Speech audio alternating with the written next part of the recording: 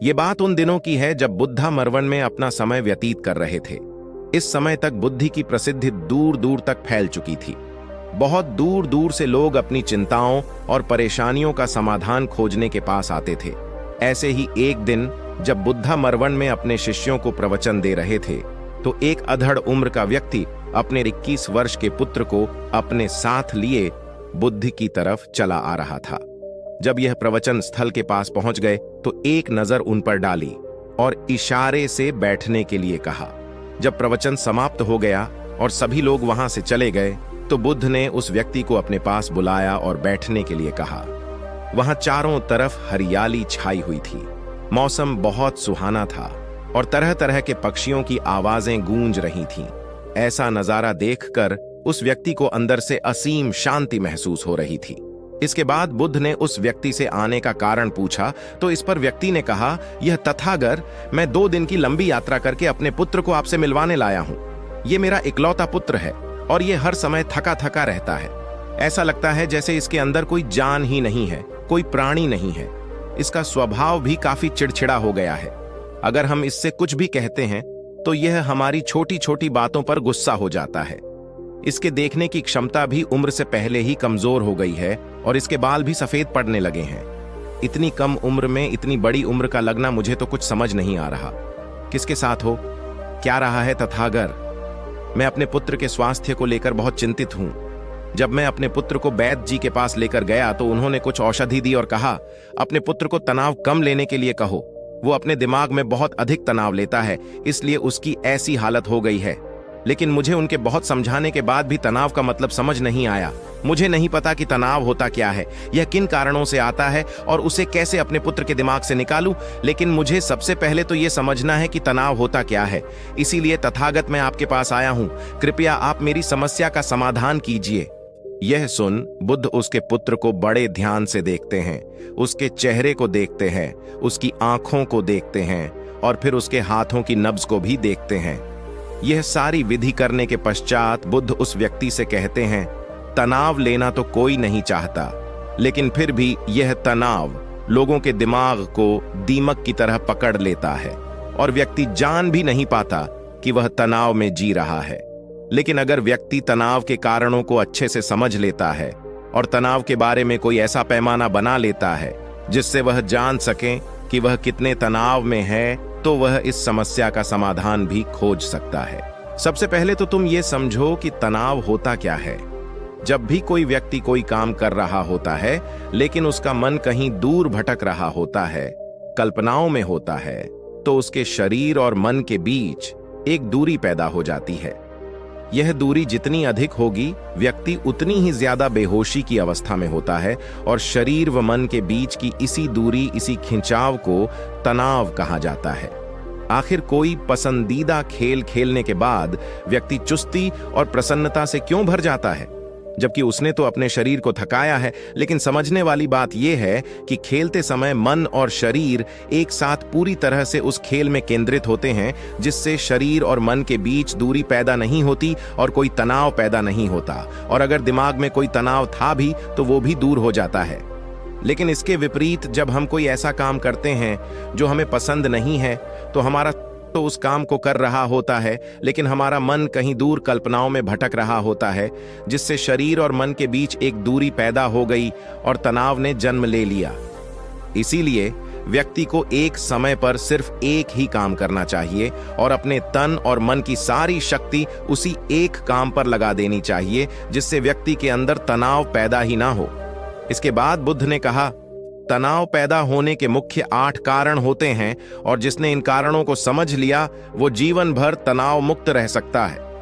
मुख्य कारणों में सबसे पहला कारण है अति महत्वाकांक्षी होना। महत्वाकांक्षी होना अच्छी बात है, लेकिन क्या कभी आपने इस बात पर ध्यान दिया है कि इंसान के लक्ष्य कभी पूरी ही नहीं होते?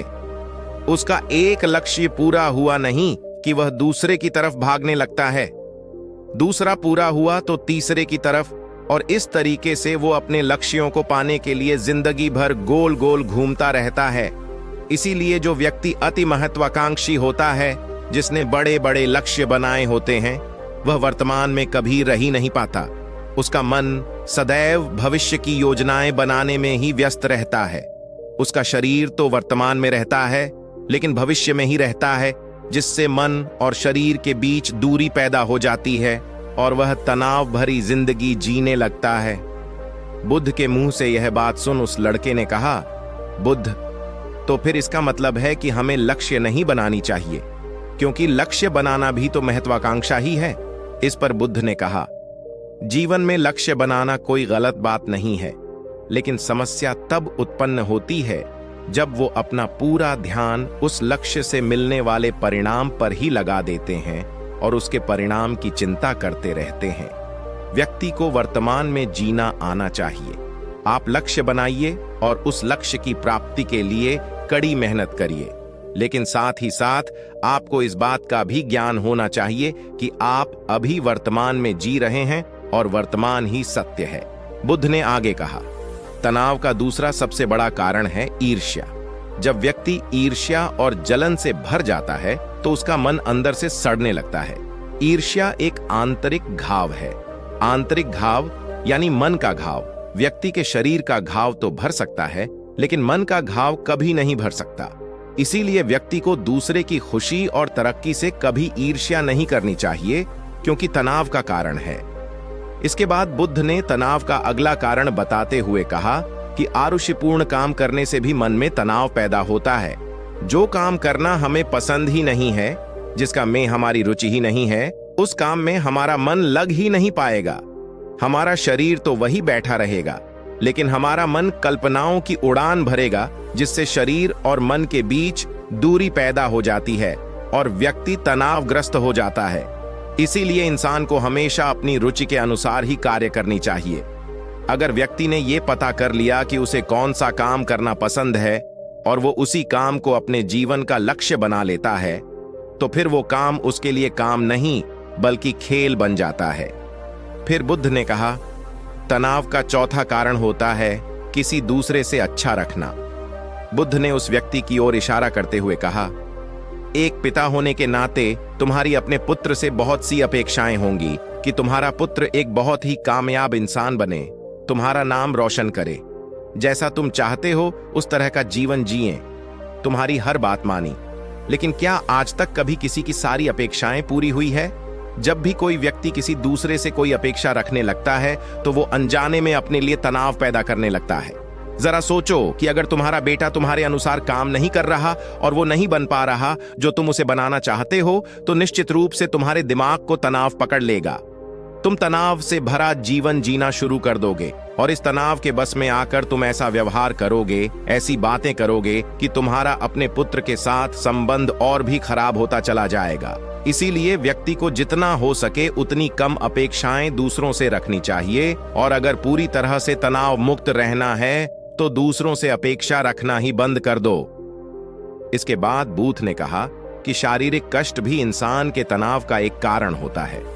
जब व्यक्ति किसी शारीरिक पीड़ा से गुजर रहा होता है तो उसका पूरा ध्यान बस अपने उस शारीरिक दर्द पर होता है और वो पूरे दिन बस उसी के बारे में सोचता रहता है, जिससे उसका मन दुख के विचारों से भर जाता है और ऐसी स्थिति में व्यक्ति तनावग्रस्त रहने लगता है। यह सुन उस व्यक्ति ने कहा कि हे बुद्ध, शारीरिक दुख तो किसी भी व्यक्ति को हो सकता है, तो फिर क्या हुआ? व्यक्ति जीवन भर तनाव में ही जिएगा। इसका जवाब देते हुए बुद्ध ने कहा कि इंसान को यह बात समझनी चाहिए कि हमारा जीवन दुखों का आधार है। जैसे जैसे हमारा जीवन आगे बढ़ता है, इसमें दुख आते हैं, बीमारियां आती हैं और फिर अंत में मृत्यु भी आती है। तो बीमारियां इंसान के जीवन का अभिन्न अंग है, कोई इनसे बच नहीं सकता। बस किसी किसी के जीवन में ये समय से पहले आ जाती है तो किसी के बाद में पड़ाती सबको है। जब इंसान का मन इस बात को अच्छे से समझ लेगा तो फिर वह अपनी बीमारी के बारे में सोच सोच कर ज्यादा तनाव नहीं लेगा, क्योंकि यह हमारे जीवन का अभिन्न हिस्सा है और इसके लिए व्यक्ति को शारीरिक रूप से भी अभ्यास करते रहना चाहिए। अपने जीवन में व्यायाम और स्वस्थ जीवन शैली को भी जगह देनी चाहिए ताकि उसका शरीर लंबे समय तक निरोगी रहकर सही से काम कर सके। तनाव का अगला कारण होता है अपनी योजनाओं को समझने के लिए समय न देना। कुछ लोगों के दिमाग में कोई विचार आया नहीं है कि वो बिना सोचे समझे उस पर काम करना शुरू कर देते हैं, और जब उस काम में उन्हें असफलता मिलती है तो वह तनाव से भर जाते हैं, क्योंकि उन्होंने उस काम को शुरू करने से पहले उसके बारे में पूरी जानकारी इकट्ठा नहीं की थी। इंसान को कोई भी काम शुरू करने से पहले उसके अच्छे और बुरे परिणामों के बारे में ठीक से सोच विचार कर लेना चाहिए। इंसान को इस बारे में भी सोच लेना चाहिए कि अगर ये योजना सफल नहीं हुई तो फिर इसके बाद मैं क्या करूंगा। इसलिए व्यक्ति को अपनी योजनाओं को ठीक से समझने के लिए पूरा समय देना चाहिए, ताकि बाद में उस योजना की वजह से तनाव पैदा ना हो। तनाव का 7वां सबसे बड़ा कारण होता है टाल मटोल करना, आज के काम को कल पर टालना। आप लोगों ने यह कहावत तो सुनी होगी कि आलसी इंसान के शरीर का सबसे बड़ा शत्रु है। इंसान आलस्य की वजह से आज के काम को कल के लिए टाल देता है और फिर काम को टालना उसकी आदत बन जाती है। काम को कल पर टालने वाले व्यक्ति का काम कभी भी समय पर पूरा नहीं हो पाता, और अगर किसी तरह से पूरा हो भी जाता है तो वह उतना अच्छा नहीं हो पाता जितना अच्छा उसे किया जा सकता था, और फिर यह बात व्यक्ति के अंदर तनाव पैदा करती है।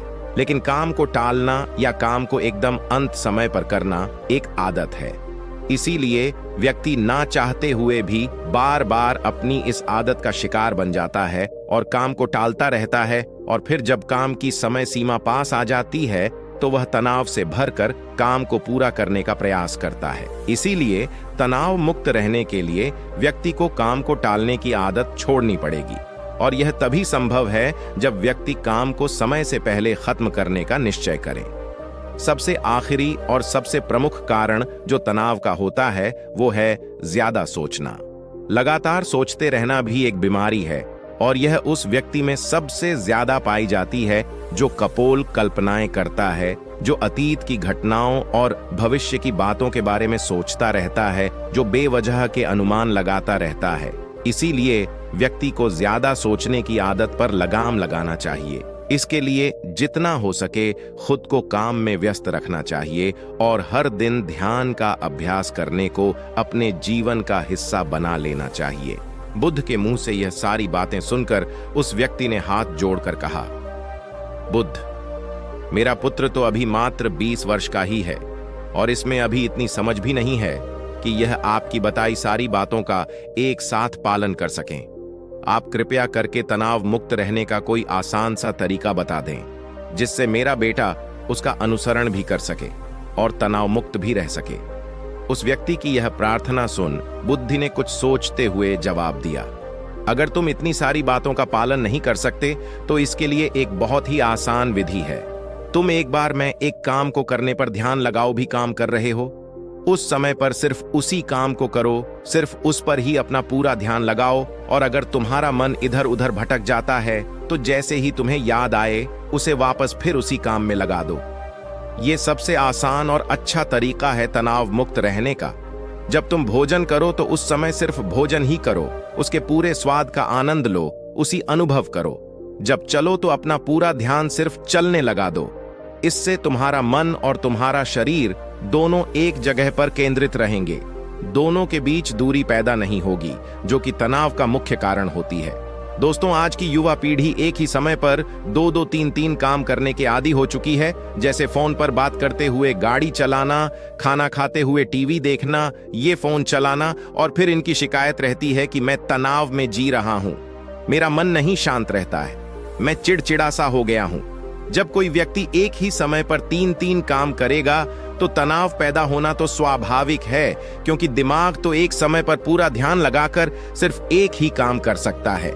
पूर्ण रूप से एक ही समय पर 2 कामों पर ध्यान कभी नहीं लग सकता। इसीलिए जहां तक संभव हो सके एक समय पर सिर्फ एक ही काम करने का प्रयास करें, वो भी पूरे ध्यान के साथ।